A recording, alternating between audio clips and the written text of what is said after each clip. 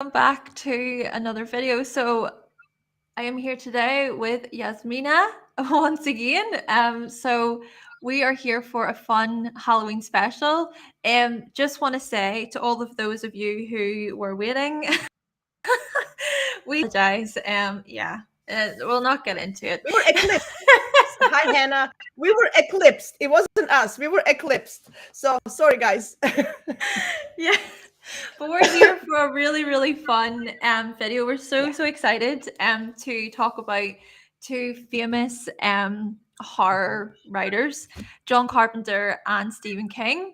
And I was thinking actually, Yasmina, maybe to start with John Carpenter first, and then it's kind of like a big finale with Stephen King because he's just so special, I suppose, to so many people. So what I'll do is I'll grab the chart for Carpenter and I'll share it on the screen. And then we're gonna go over his chart today. How are you doing, Jasmina? Hi. Well, first of all, thank you for organizing this. I'm not such a fan of Halloween, to be honest, but now since I have a kid, I am. So you inviting me to talk about horror writers. Actually, it sounds so much fun. I'm finally done with my stupid cold after 3 weeks, so I'm up and running with talking astrology nonstop. So good. Yes, I'm so glad to hear that you're feeling a lot better because I know you said you were feeling really under the weather. Let's see.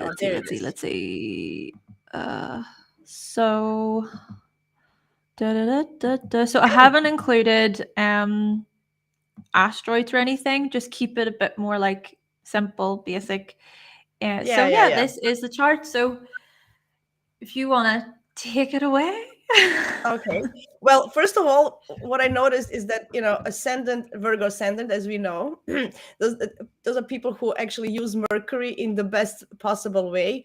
And his Mercury is in ruling the ascendant is in Aquarius. So that's highly intelligent, using his mind. And Sun is in the 5th house. So he's creative, right? So using this mercurial mind and even in details, his books and his movies and all this stuff is very, very very much details in it, right? And very Uranian, right? So it's like out of the box as well. So you can see that why he chose to do this. With having Moon in Pisces, getting in tuned, right, with some insights. I love this combination for him, right? Hard worker. I mean, Capricorn. Hard worker using his beautiful Aquarian mind. I love it. What do you feel? Yeah, so basically what I'm going to do after this is I'm going to link a couple of videos because I did look up some videos to do with his past, just some research behind him, his life. I'll link them, as I say, after. But there was something that came up in one of the videos to do with that, like Mercury and Aquarius energy of he was very outside of the box. He was considered quite weird. He still is considered to be quite an unusual character. And he has his own way of doing things, his own sort of viewpoint. And then even with the Capricorn mixed in with it, he doesn't compromise on his standards and his expectations when it comes to filmmaking. And then with him being the creator of like the original Halloween, like he revolutionized the horror scene, which I think is really remarkable. He's even got Uranus there on the midheaven in Gemini. I was going to say, that's it. It's also Mercurial. So Mercury or Uranus, again, this Mercury in Aquarius is ruling his Uranus as well. So it's just this Aquarian Mercurial Uranian combo. It's beautiful. I mean, it's really, it shows. Yeah, definitely. And with the Capricorn energy, apparently he with the budget of Halloween was like the budget was so low, and he's known for like making his movies and things on a shoestring budget so he can use from his resources and from less, but he's able to still turn a profit from doing that. So like he has that ability. And then he also, I think he writes his the screenplays, he directs, he does the music as well, like the Halloween music, like he revolutionized even the sound with horror. Like everyone knows the Halloween song, right? So yes, but the thing is he wanted to take that full control with all that like Capricorn energy, and it just shines through. But plus Mars in Virgo, I have to mention. Mars in Mm. Virgo as well, you know, like Virgo ascendant as well. You know, you wanted to perfect it your own way. We have to admit it. So with the I know we have the same placement, but you know, you wanna make it perfect. And with the Mars is even more. This is in action, right? So I totally understand why he wanted to do everything by himself. It makes completely sense to me. Completely. Yeah, yeah, definitely. And I think I agree with you with the moon in Pisces energy, you know, with his imagination and bringing things to, you know, being able to bring things to life even through that earth energy with Virgo and Capricorn. And then Neptune too, in like the second house, you know, perhaps when he was younger, he had a vivid imagination, and you think about the second house type of skills and talents, and then he was Yeah. able to like refine those skills and talents. Yeah. And that Neptune has such lovely aspects to Jupiter, to Pluto, that you know the power of transforming your imagination, right? You know, and you know, with the discipline of Saturn.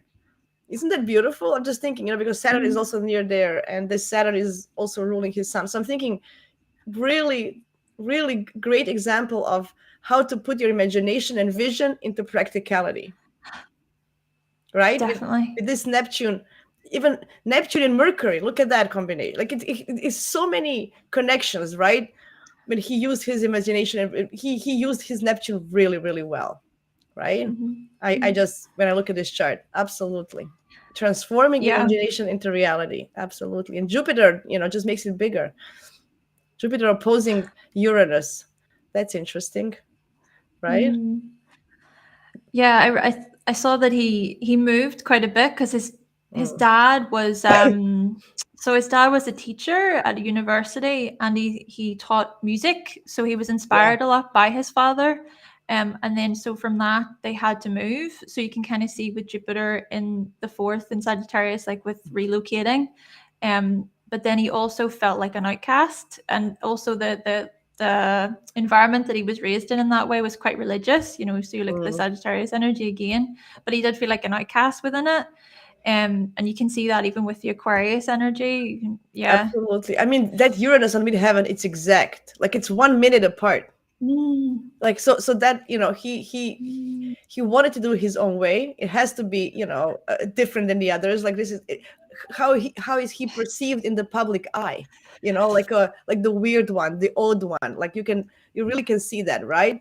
That's how people saw him. Absolutely. I mean, it's interesting. And I mean, it's a lot of intelligence, a lot of, although he has this Saturn ruling his sun, but I'm thinking with Virgo with ascendant, I'm repeating myself, but I have to kind of see it. And it's Aquarian and midheaven in Gemini. Midheaven in Gemini can be very versatile, right? We know that as well. So you can do many different things and adopt, right? You can adopt yourself with, you know, with changes and, you know, anyway.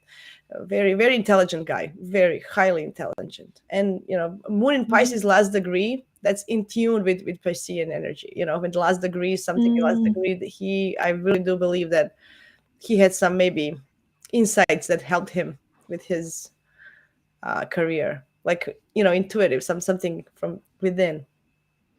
Yeah. Yeah. And then even just thinking about, like, because with it being in the seventh, so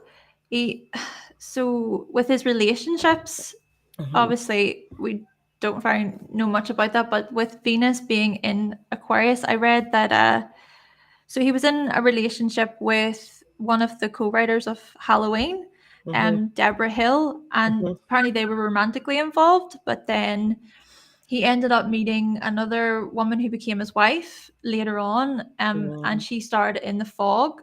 But in the documentary I watched about it, Deborah was actually quite disheartened. You know, you think about that kind of detachment, even with Aquarius, or even just, you know, being able to, like you were saying there about adapting or being able to adjust yourself. So yeah, and then the other thing with that is apparently she, when I looked at her chart, she has a lot of Scorpio energy. She has like a Scorpio stellium, which I thought was Wow. interesting. So you know, to star in this Halloween first or lady to or write his wife? Halloween. Sorry, the first lady or his wife? the first lady, yeah, who co-wrote Halloween with him. Yeah. And then Jamie Lee Curtis as well. She's a Scorpio and she has Jupiter in Scorpio too. So like she's the lead of Interesting. Halloween. I mean, he has Chiron there, so there must be something that he needs to learn from the Scorpio energy to heal himself as well. Maybe that's why he, sometimes we have those Karmic. people in our life, to help us heal. I don't know. That's how I feel. Maybe. But Venus in Aquarius, when I go to it's usually very like a friendship based Venus. So so it doesn't matter like it's not conventional. It doesn't care about getting married. It doesn't care about so it's a more like open type of relationships, right? Like I don't care if I have maybe multiple relationships, or maybe I'm not committed, right, or something like that. So I feel that that can be as well part of that story, his love life. Yeah, and I think he divorced the first wife and then got remarried, and now I think he has one son. So yeah, there's that kind of, I suppose, that the changeable quality to Aquarius, but also the commitment quality at the same time. Like when you're married, you're committed, you're married, but then you're also able to like there's the whole thing of getting into another relationship and then being committed to that relationship as well. But yeah, the friendship piece, definitely I agree with that. Yeah, Yeah. I do feel that maybe, although he could maybe adopt to career changes or home changes, I think when he was working, I'm thinking when he did his work, he was very like, I want it my way.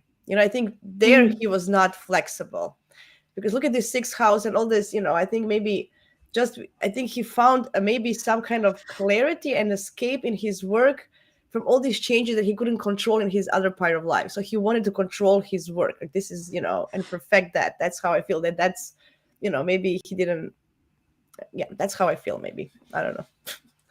Am I going too off the scene? But that's how I maybe feel that's. I don't know. What does his coworker say? Was he hard as a director? Was he harsh? Yeah, Yeah.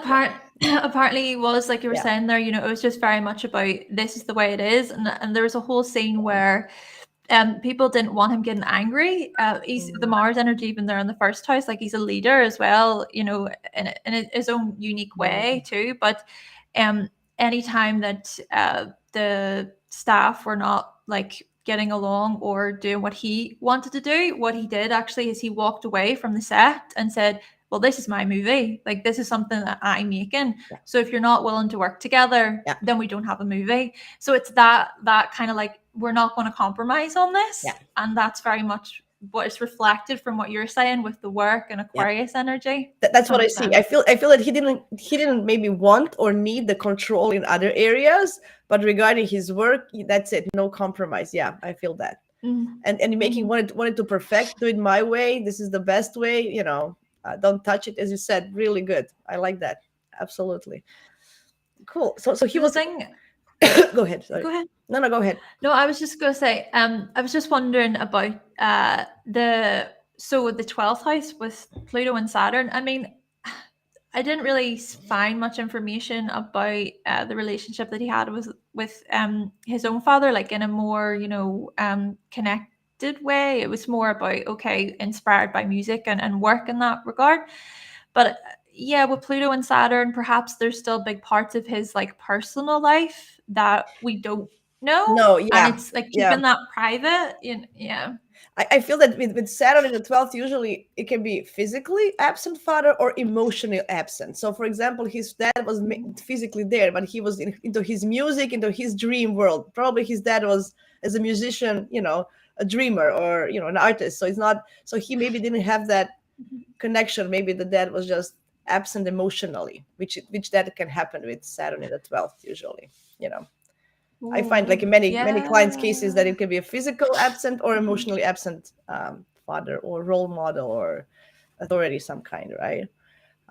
Yeah, I mean, relationship with his mom should be good. Chiron is trining Moon. I always look at Chiron for relationship with parents, because I think if it's so it's not that bad. I don't feel that he suffered from not being close to parents. That's what I feel. Yeah, that's what I feel as well Yeah. from that. Yeah. Yeah. He does seem he seems even in his adult life quite well-rounded, Yeah. grounded, secure within himself. I don't think he experienced like major trauma in that way, parental wise in that regard. Yeah. Yeah, Yeah. because I think it was more into society. But I'm thinking, look at that. This moon is ruling his 11th house, and it's in Cancer. So maybe friendships, connecting with your Mm, community and groups, and the third house of early education and stuff with this Scorpio energy with Chiron there. So maybe he had issues, with having friends or something in school, peers. I think that might be a challenge when I see this chart, yeah.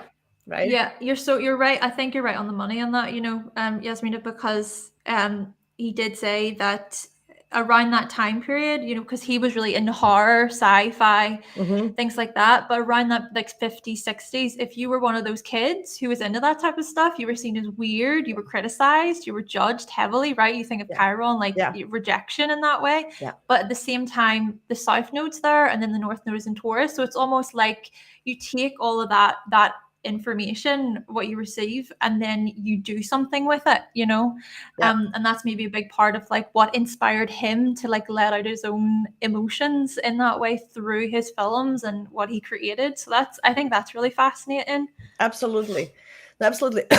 Because, yeah, as you mentioned, Sun and Moon are in sextile, which is good, right? So his parents, when he was born, had a okay relationship. That's how I look. If it's not a hard aspect, they probably got along with each other. So, Mercury is, look, Mercury is also trining Neptune. I'm saying the Neptune is the biggest thing in his chart, you know. Everything starts from there, learning, imagination, vision, dreams, even spirituality, with the South Node in Scorpio. So he brought something Mm. in this life, something deep. Moon in Pisces, so he did have some depth in him, although as an Aquarian and Capricorn, he, with this and Virgo rising, he could be like, very, but I think deep inside he had this insights that he actually showed us through, because all this horror, like even all these films, they are horror movies, but they have some story. They have like a intimate story in them. If you think of them, Yeah, and right? I think he's quite well known for it because over the years, what's happened with horror is it's become more about just the killings and the violence. But he is known to be like this master or like something to do with violence as well. But he also focused on the story. Right? So, like you're saying there, that he was like that Yeah, basically. yeah. It's Yeah. not, it's not like, there was that movie, the Texas Massacre, when they come and they kill everybody. It's not that type of a horror movie, right? Because there's like a Mm, relationship with the mother and daughter, like there's like between generation, in intergeneration, and then between peers, and then what's happening. And all this Halloween, there was sequence this and that. So it's the whole history of it, right? So I do feel that mm. he he was yearning for that in depth, just through a horror genre, right? Different, because Yeah. it was Yeah. different, right? It was something, he didn't want to, like, but he would be good at actually in writing other novels as well, I feel. But I think he wanted to be different, so he didn't want to do it as other people did at his time, right? Mm. Yeah, and then it's interesting to think about the amount of like people who he has inspired then, and you see that has uh, through how horror has evolved over the years, and then with even the South Node that can look at our gifts and our talents too. So Yes. he was able to like use those, I suppose, terror related, fear related Mhm. gifts. I think there was a story where he was in the cinema and he got terrified by what he saw, but what he actually felt from that then was, I want more of that. I want more of this. So using all of that energy and then bringing it up to that ninth house energy. I think he went to university and he studied film. Yes. Yeah, yeah. So you think about the Venus energy there, and then the Aquarius with creativity too, technology as well. And then as you were saying with the trines between Aquarius and Neptune. So Sorry yeah, about so that. he brought a lot of that to the public eye. He was able to publish, broadcast, bring it all up, and then make it like practical with that earth energy as well. Yeah, he actually had Yeah. to move from where he lived to study. I think he went from Connecticut. I was just reading last night, from Connecticut to Los Angeles, right? So he actually he really pursued it. Like he said, I'm going to leave everything behind. I want to do this. Like, you can see the Capricorn in him. Like, this is it. Yeah. This is what I want, no matter what, right? So he went, Yeah. to all the other side of the country and left everything. And so yeah, so then in Los Angeles, I think his career, Los Angeles is more Uranian than the other side of US. So I think he found himself more Yeah. at home there, yeah, than Connecticut, right? So yeah, I can Oh, see that. so interesting. Yeah, and I think as well with Capricorn energy, he still had his fair share of like setbacks and failures. Mhm. So he remade the Fog, and no, not the Fog. My mistake. I'm talking about the Thing. The Mhm. Thing, and it didn't do very well by critics. It was terrible in their eyes. But now, years later, it's actually being recognized as a great movie. So you see that like Capricorn Saturn energy, where maybe at the time, or Yeah, even the yeah, Aquarius yeah. energy too, at the time it's like, oh, that's rubbish or weird or you're strange. But then later on, later down the line, it's actually recognized. And then there's also this movie called I can't remember the name of it, to be honest with you, but it's all based on like what is happening today in terms of like capitalism and just really controversial things, basically. But he was able to like use that as a movie, and then again you see it later on down the line. I just find that interesting with Capricorn Aquarius. It's not short-term success. It's like you have to Yes. wait, and then later on in life you get recognized for it. That's absolutely on point. And on the other note, many Uranian people and famous people are not recognized in the time of they always come after, because they're just so ahead of their time. So the people, when they in the time when they live in, they don't realize like what is this. So they're always, this is especially, I found that in many Uranian celebrities or something, or famous people from the past. They were just not recognized in the time they were living in, because nobody could understand. You think about your Uranus, and you think about Aquarius, and looking ahead, like this is something out of the box, something new. And as you said, he was a leader, Mars in the first, right? So Mhm. bringing something new for the first time, of course nobody will. You have to get followers. It takes time, like Saturn, and it takes time to get your followers, because people are like, what is happening? Who is, it's just different, right? Mhm. Which that you're doing a good thing. I read some things, a couple of days ago on Instagram. If you're doing everything, if people think you're normal, you're not doing the right thing. Something like that, right? I loved it. I thought it was really cool, right? That's So perfect. Yeah, yeah. right? That perfectly describes what we're saying. Yeah. Yeah. So that's exactly what I feel with him. I think he was doing the right thing, because he wasn't a normal, for his Mm, time, right? But yeah. he's of that generation, Pluto and Saturn and Leo generation. They transformed, like they kind of amplified the Leo energy. So they kind of stepped out of the zone and realized, okay, I can have the courage to do new things. Like they were like pioneers, like the whole generation of these boomers is like doing a new thing, stepping, being true to yourself and doing authentic stuff, transforming through that. Mm. Many of those born in the 40s, late 40s. Yeah, he was just born a month before my dad. So yeah. Wow. 48, Wow. yeah. But there's a lot of like generation from 45 to 50 something. The Pluto Saturn generation, as I call them in Leo, they were really transforming the authenticity, who they are, being authentic, and showing it to the world, because everything was blend Mm. before, kind of, and this was after the Second World War, so the whole new world was creating, right? Yeah, yeah. So coming from that like silent generation with Pluto and Cancer, where it was more Yes, about like family and yes, home and yeah, tradition, and yes. then Pluto and Leo was more about like your independence and like your ego, I suppose, developing your own ego Yeah, and but also speaking up being for yourself. creative. Like, what is it? Mm. Education was more in the rise. People were getting more educated. Before, there was not many educated people, so it was like a more of intellectual base came up, like more educated people, creative people. From that came the authenticity of creation, right? Which he's a great example of that generation, right? I love that. Definitely. And I suppose with like the opposition to Aquarius, because we're coming up here now to what you had Saturn that was just in Aquarius, and then Pluto, which will enter Aquarius. So like you see that the reflections, I suppose, today, and just how much like people back then have influenced the present, they've influenced today. Yeah, that's such an interesting one that you brought that up.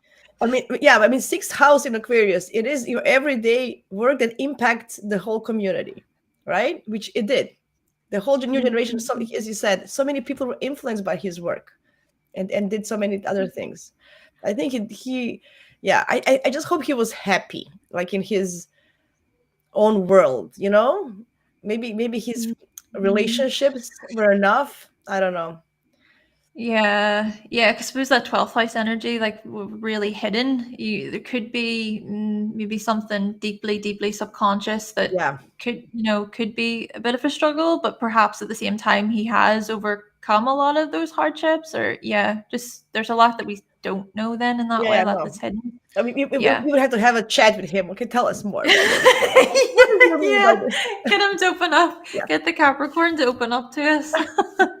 Oh yeah. No, Okay. with this Aquarius energy, come on, no way. No. I think Well, I think no. No. Yeah, I'm just laughing so much because I have I like know, so much Capricorn and so much Aquarius, and I'm like, yeah. right? Yeah, I think it takes Um, time for you to open. I mean, anyway. But I suppose the last thing, or I'll ask you as well, if there's anything else that you wish to share, but No. About the Pluto Saturn combination, which I think is also interesting because you were saying there, about that the 12th house with like the imagination too. You Yes. think of like the horror element, then like the deeper, darker themes of humanity, and like that's what horror writers are able to do. That they're able to dig deep into like their darkness and their shadow selves, and he was able to do that. It seems like he could access that. Maybe with time, obviously with Saturn there were like limitations and blockages, but like that Capricorn energy was like, I'm going to get better at this, or I'm going to keep making film or writing or creating, basically. Capricorns are very determined, as you know. They are persistent. They do not give up. If they want to achieve something and to be on top, they're gonna do no casualties. As sometimes they go. It's very like Scorpio and Capricorn energy is very similar. It's just different methods of getting on top. That's how I say. But they both want to be kind of there. So I feel that with Pluto in the 12th, actually give him the opportunity to actually use this his, as you said, subconscious and transform it into something tangible, right? I think the Pluto helped him there to kind of get to the depth of his soul and to pour it out through horror, right? Which is also dark. It's also something, I'm not surprised he chose that genre at all when you look at his chart. It really doesn't surprise me, because he has most air and earth. So I'm thinking all this intellect and ideas and imagination, he actually put it into practicality. I love this combination. I mean, air and earth for me, it's and he doesn't lack the motivation, because I don't know. But look, only moon is in water. Think about that. So he was able to detach emotionally from all his issues and pursue with just doing it, right? Yeah. Sure. Yeah.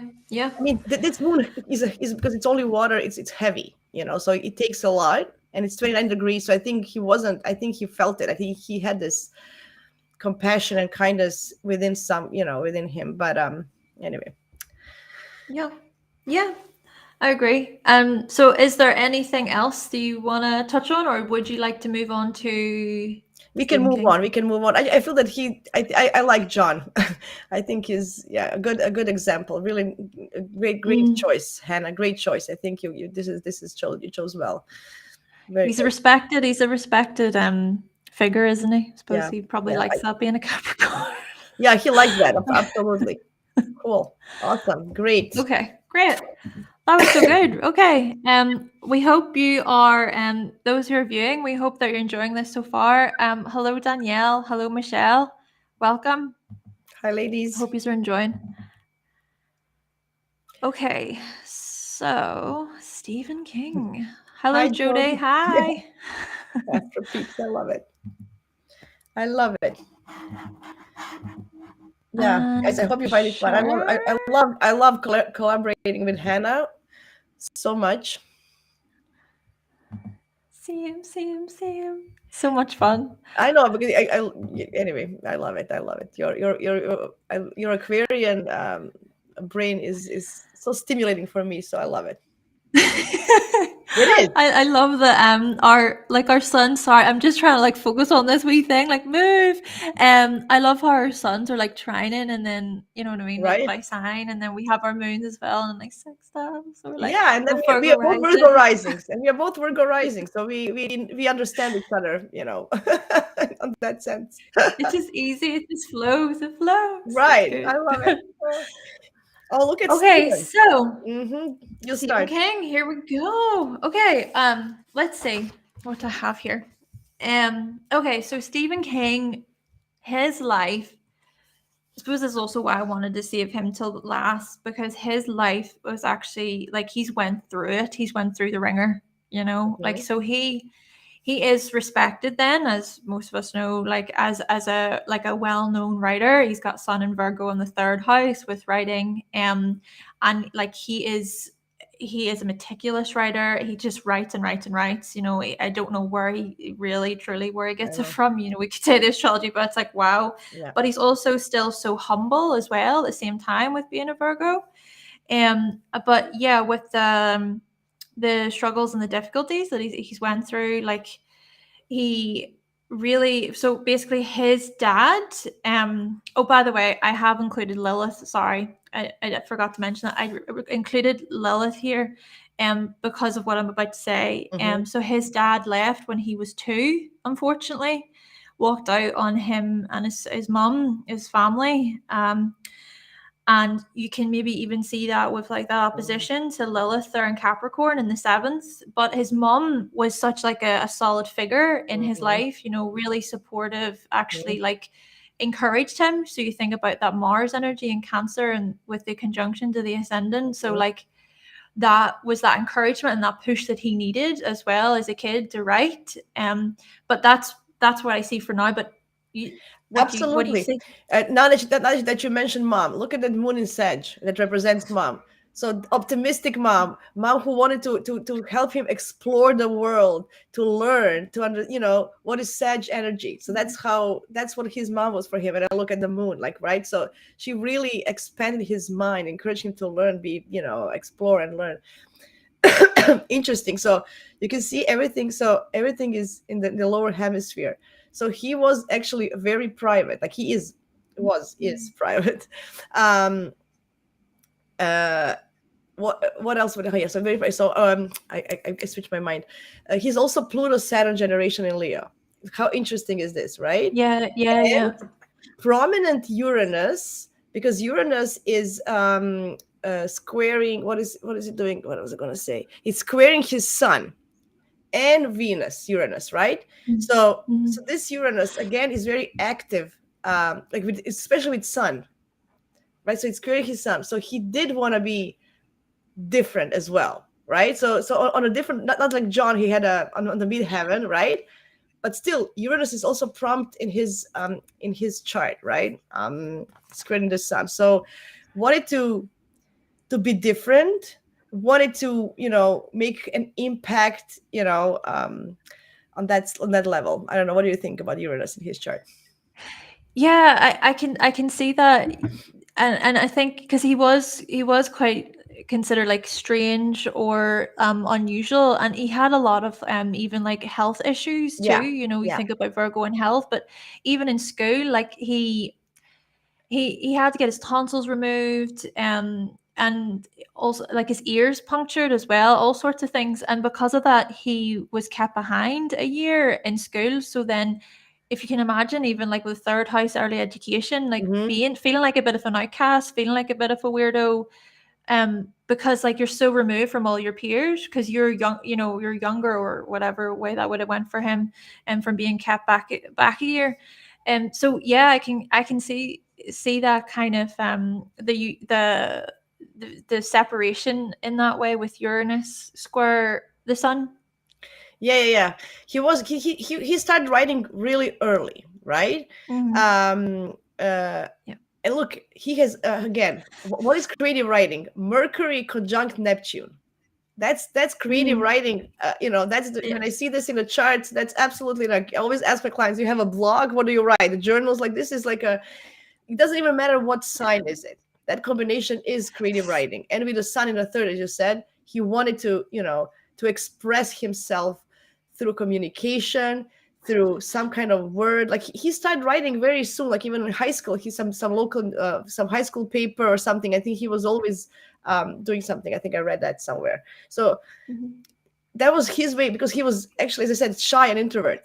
This was his way of expressing himself. Like, I'm much better in talking than in writing, to be honest. When I had to write something, I'm like, oh my god, like, it takes me so much time because I can verbally say it much better.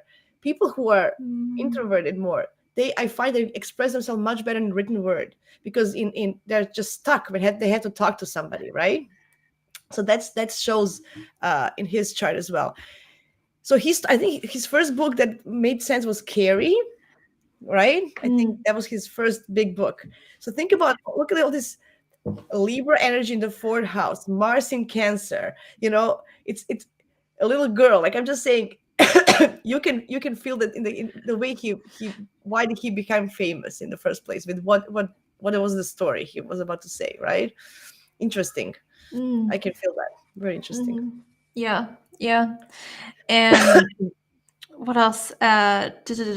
Yeah. So even you're saying there about Mercury conjunct Neptune, 100%. I agree. I agree with that, with the imagination part of it, and just even being at home. Think about like the family life, being at home, but the other thing about that is, I think he has struggled with addiction. I'm pretty sure throughout his life, and we even see that with the Neptune. And I suppose there's not a square between Mars and Neptune there, but there's still that energy of addiction present, and apparently his family like had to intervene and everything. But the good thing about it, though, I think with this is he has a very supportive family. He got married a bit into his writing career. The career, like you were saying there about Carrie, that didn't like it wasn't successful until that point. So they were living in poverty for a long time. Like, even his upbringing, you see that with Saturn and Pluto in the second house, like their upbringing was scarce. There wasn't very much. His mother, of course, being a single parent, raising two children, his mother had to like provide, to be the main provider for the family. But he was adamant that he didn't want to be in that position. But of course, with being a writer, like, it's a risk. It's a big risk to enter into that kind of lifestyle of that career. But things did not take off until later on. But he did meet his wife at the time, and they're still married till this day. So going back to the fourth house energy, like, I think that's quite beautiful with Venus and Neptune there. That to me also suggests like having a really supportive family around you who want to like keep you safe and care about your emotional needs. So whenever he did go down that path of addiction and everything, they intervened and they're like, you're going to get through this. And now he's sober and he's like this huge recovery, an inspiration to so many people. But then at the same time, those things would have inspired him to like keep writing. It's just remarkable. Yeah, right. And I'm thinking he has a lot of cardinal energy, so he wants to do it. When he decides, he has it. Like the Cancer rising, and then Mars on the ascendant. He has that fight for it. And so he has that fight in him for sure, and I love that. I was thinking, maybe why he was also so successful in this horror genre, because Jupiter in Scorpio in the fifth. I'm just thinking, right? Scorpio is this dark thing, and then Jupiter is there with the expanding the mind and the knowledge and the just whatever. Jupiter is also publishing, and and it's in the house of creation. Absolutely love it. I think that helped him a lot with his career, that Jupiter there in the fifth, right? Yeah, totally agree. I totally agree. Especially it's trining Mars and sextiling the Sun. So this Jupiter has actually a great role in his life to help him with his writings. I used Mm. to read him when I was a kid. I didn't like horror, but I like thrillers, and he was always on the verge. His horrors are not like John Carpenter's. He's more, I don't know. It's more a suspense. It's more Mm. scorpionic. I think John Carpenter is more Uran, like more Aquarian type of a writer, and I think Stephen is more of a scorpionic. I don't know. Uh, it was more of a suspense. It wasn't violent or bloody. It was more of a, I don't know. That's how I feel. Mm. It's like that build up to the whatever it is, yeah, the Yeah, suspense of it, the build, yeah, yeah. I have not personally, I haven't read any of his books either, but I would love to. I think even Danielle said in the chat, Danielle, that um you I bought did your read him. first Stephen King book last month, Pet Cemetery. Yeah, what was the book that you, just curiosity, like what did you read, I don't Jasmina? remember, to be honest. I don't remember what was the name the book's called. Like I Mm. read a couple of them when I was younger, in my high school years, or even earlier. But I can't even remember which were they. A lot of, I don't know. I can't remember the names. I have to. But I loved the way he wrote. I just see, this is my Gemini brain. I read so many things I don't know the names, but I know the feeling of the book. So the book is giving you this buildup of suspense. I think you would love his books, because and he writes really, really well. It's not, psychological thriller. I like that, what Jody Mm. said. Mm. It has that psychological, which I love, with the Pluto in the first house. Anyway, so it's it's that little thing. So um, mm, it is scary, but it's not bloody, and it's a nice scary. I like Mm. his scary. It's more of, yeah. Right? I mean, he was born to succeed. Look at that, midheaven in Aries card. Mm. Like, he has a cardinal axis. Those people are, runners. They're always doing. They're not afraid to step up, to do things. Yeah, very Yeah, good. and then that the ruler of the midheaven is it conjunct the Yeah, ascendant? Yeah, yeah, yeah, yeah. yeah, yeah, Leader yeah, again, yeah. But yeah, like this yeah. this like emotional leader, that type of leader that what I love about Mars and Cancer energy is like they can make you feel things. You know what I mean? So maybe that's the like a special thing about him, is like he's able to get you in that like more emotional, deeper place. But as you say, but not in that same way as like John Carpenter would. No, no, But no. then Yeah.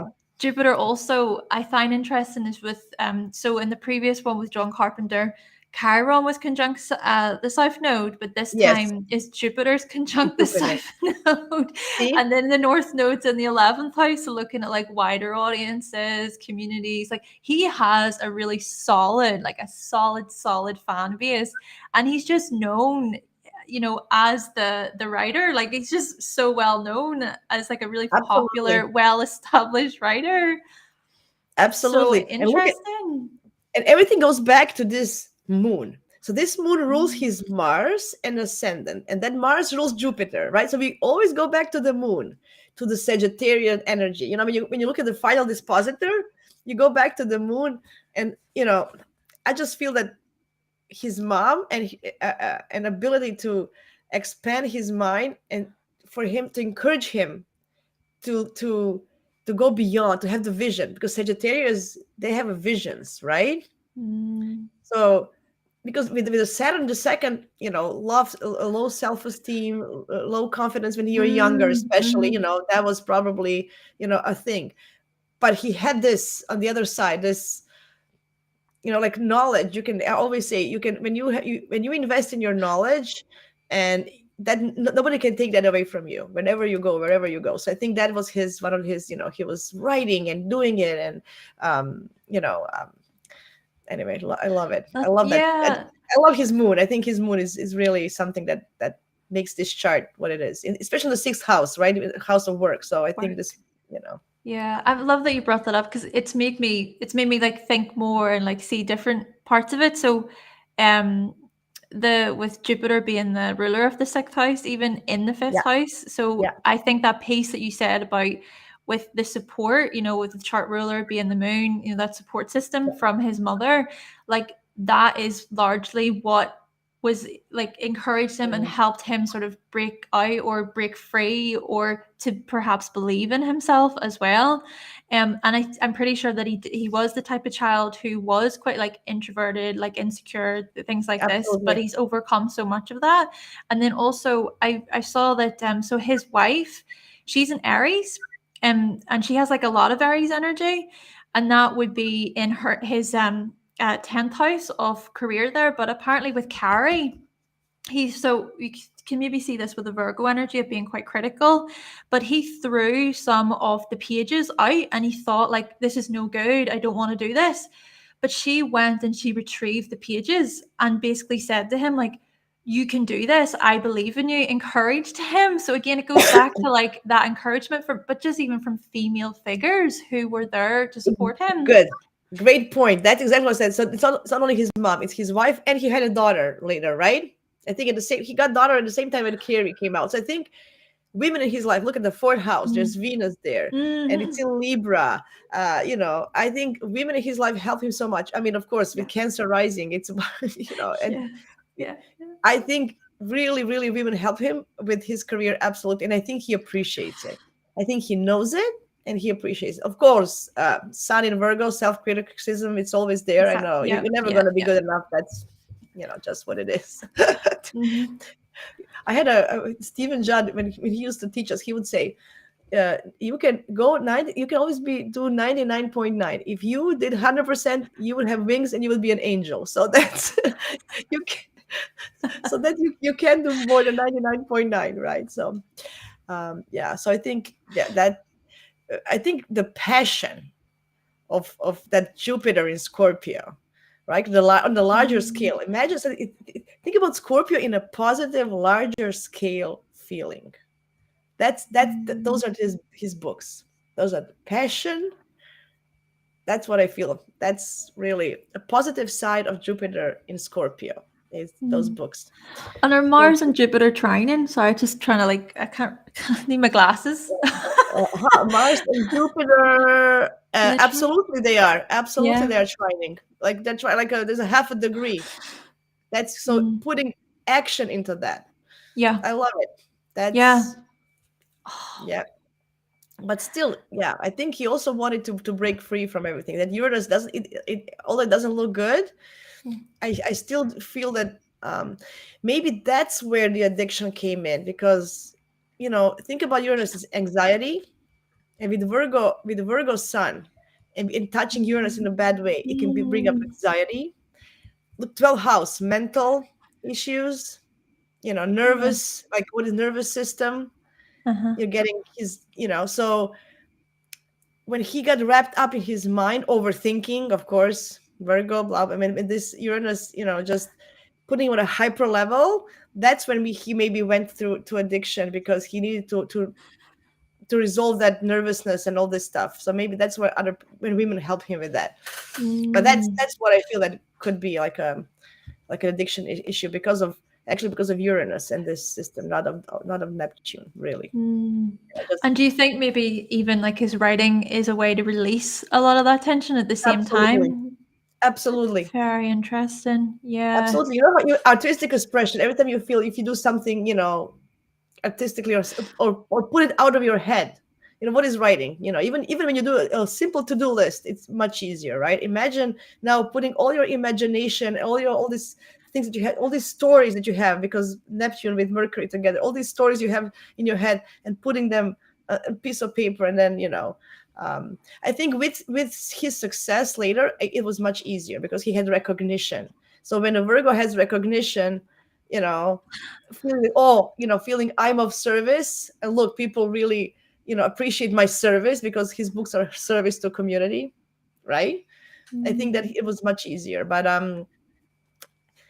it depending on the transits and progressions and stuff, but when this Uranus is triggered, I think Mhm. then there are troubles. I think Uranus is giving him this Mm. it's also in Gemini, it's all about mind. Yeah, the mind. Yeah, that's makes so Yeah, much sense. Yeah, I suppose with transits and progressions and everything, we're not exploring that, but that would be interesting to to assess what was yeah, yeah, happening, yeah, at certain periods of time for him. yeah. I think Yeah, yeah, and yeah. and So there's a couple of things that came to my mind. There was, okay, kind of go back to his health issues. So Yes, he please. was in an accident where a minivan ran him over. So unfortunately he was in hospital, you know, so you look at the 12th house there, hospital, and then you even think about the 6th house, that the orb's very wide with the moon and Uranus, but still he was in a major accident. So but the thing is like he's recovered, and my goodness, what a miracle that he has recovered in that way. But you can see that with like the accidents, sudden changes, things like that, the shock factor there as well with Uranus, than unexpected when it comes to Uranus. And then even with Chiron, so Chiron in the 5th house, I find interesting. You know, you think about even with Chiron, maybe so he could have felt like, or maybe it was that like the outcast stuff inspired him in a lot of ways to maybe like write. And then also with Chiron, with the whole collective healing piece, it's interesting with John and Stephen were up and coming. They're about the same age. They're like born 1 year apart. So Chiron and Scorpio, that was around the time period, you know, when like the Vietnam War was going on. Yeah.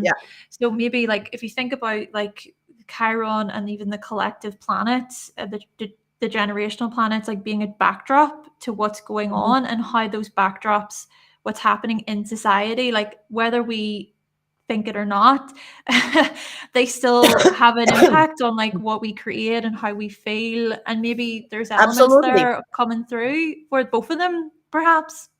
Yeah, absolutely, because they were in their 20s, in the 60s, right, when all this was happening. So, you know, when you're starting, you know, to kind of know, as a teenager, you're trying to figure out who you are, and then you look at what is happening around you. So in the 60s, that was when they were teenagers, right? So looking around and having all these things, deep things.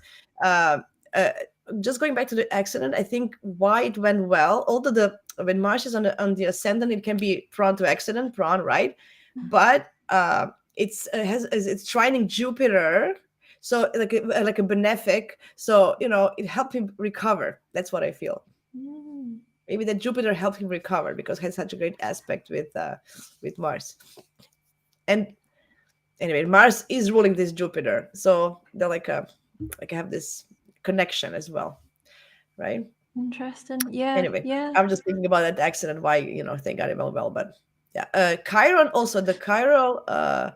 Oh, thank you. No, this is just a head, not my hair, but thank you. Yeah, this is like a Halloween special. Halloween special. Hi, Chiron creator. is, Thank you, creator, by the way. Sorry, yeah. Jasmina. Yeah, look, I'm a Gemini. I always digress. Sorry, guys. Chiron in the 5th can also be some issues around kids. So I don't know if his relationship with his daughter had some kind of a problem. That can happen. I noticed that in a lot of, you know, situations when you have Chiron in the 5th, some kind of maybe he didn't feel that he was a good father. Maybe, you know, just something about that can be also a trigger. Anyway, we don't know. This is too personal, but I'm. That can Yeah, be. but I love that. Yeah, I love that you're bringing it up. Yeah, it can be about that. It could very well be a thing. Yeah. I think of what else. I feel that. Sorry, I just feel that when you pull such a great examples of two writers of the same generation with totally different approach. Actually, I love this because I hope just read one of his books, any book, and you'll see the difference. Because movies, when you look at the movie is good, but you have to read to see his words come alive.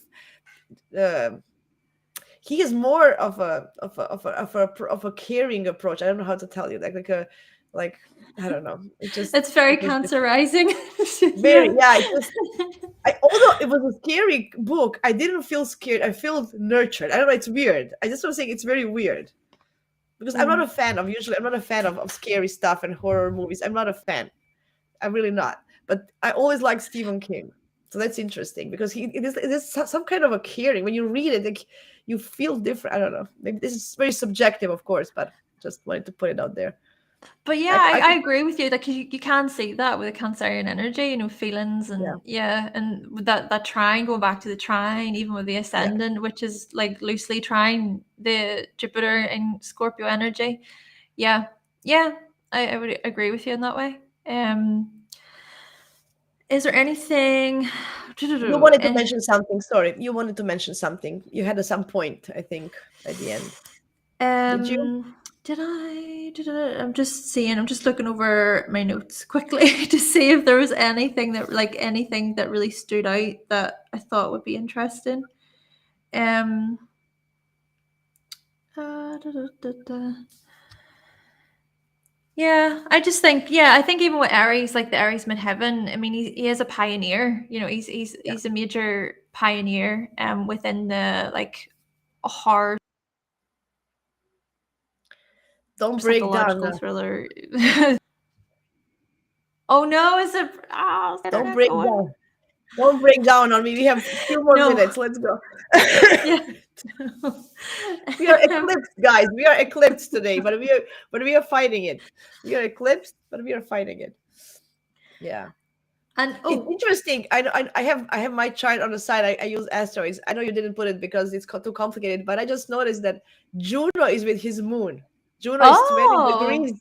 And so again, this mother and commitment and women, and I think it's a great addition to this talk. I just feel that Juno being there, it's interesting.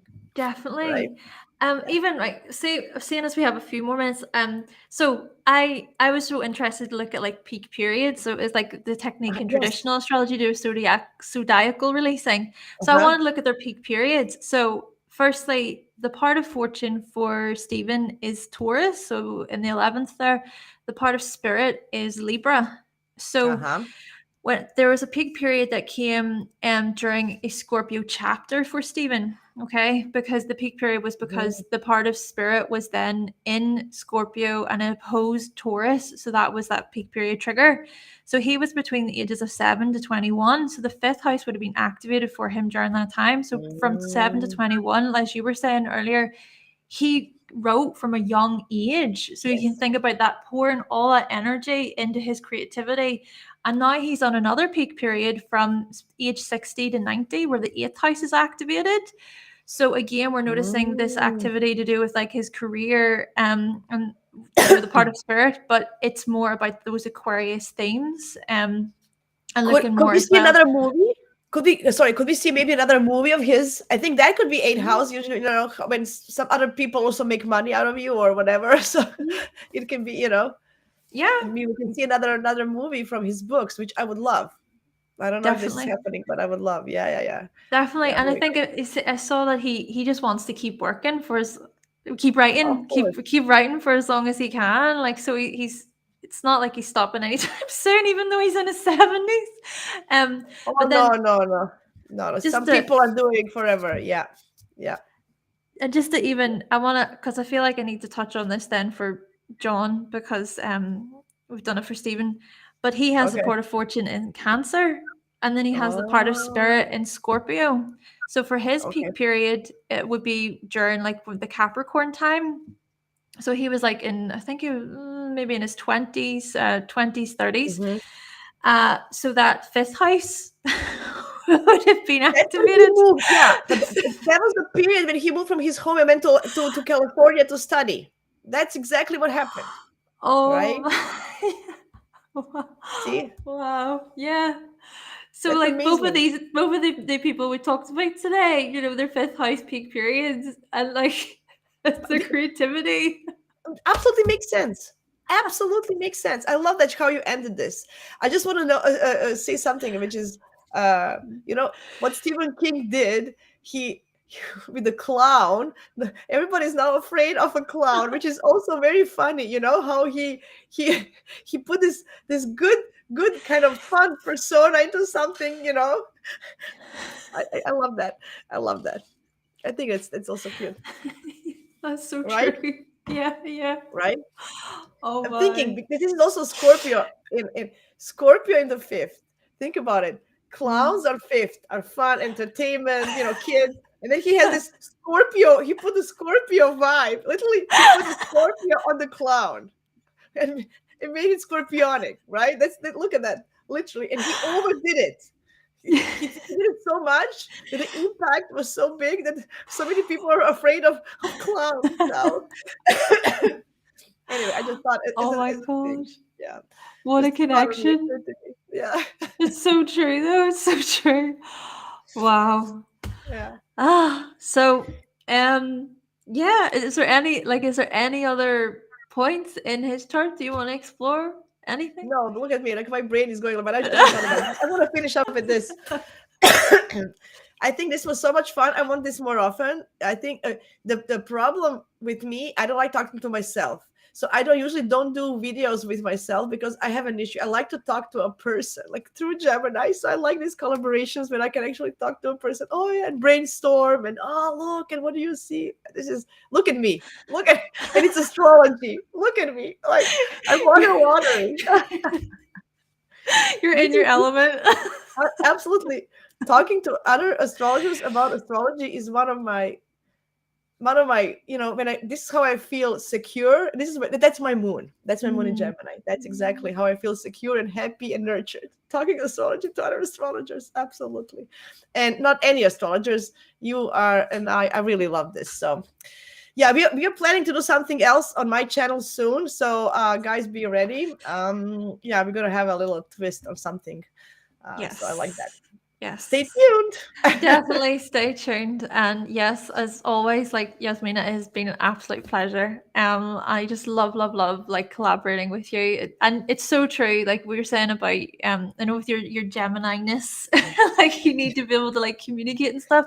But it's so good to learn in that way, you know. Absolutely. That's how I love that because it is how you learn, and like from all of the different videos that you make with different astrologers and even reoccurring astrologers that you get together with, like that is a great source, you know, is a great way, a great tool for everyone to learn. It's just it's amazing, and it's been so good today.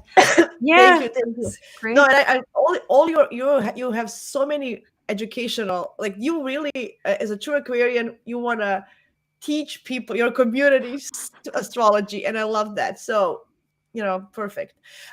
Guys, we're gonna have annual forecast in 2024 coming on November 27th. So Hannah's gonna be one of my panelists. I made our 6 of us is going to talk about what's going to happen in 2024. So that's going to be on November 27th. It's a full moon. I chose this for a reason. That full moon on the 27th is hitting my moon and Mercury. It's my moon and Mercury at 2 degrees, and that's 3 degrees Gemini. So that's why I chose that date. I love that. A little bit of selfishness. Anyway. Jody, do check out Jasmina's channel, and as Jasmina was saying, like with the international panel coming up, anyone's watching this, like join it. We'd love to see you there. Definitely make sure you subscribe to Jasmina's channel and check out Jasmina's Instagram. All of Jasmina's socials are below. Jasmina even has like a website and everything. Book a reading with her. Oh my God, how you're gonna make me blush. You're gonna make me blush. Oh, I'm so excited for the end of November. Bring it on. You're gonna be like a big gleaming star. It's gonna be good. That full moon is actually pretty good. So and Jody, I love your Venus and Mars in Gemini 9th house. That's amazing. So you also love to learn and collaborate. Absolutely. Mars in Gemini, I find people, they use words as a weapon, as I say. They are very sharp.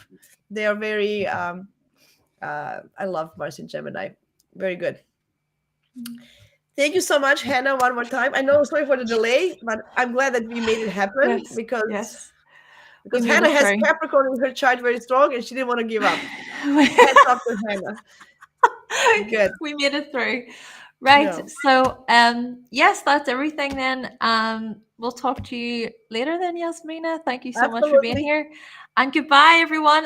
Happy spooky season. Happy Halloween. Hope you enjoyed the video. Halloween. Woo.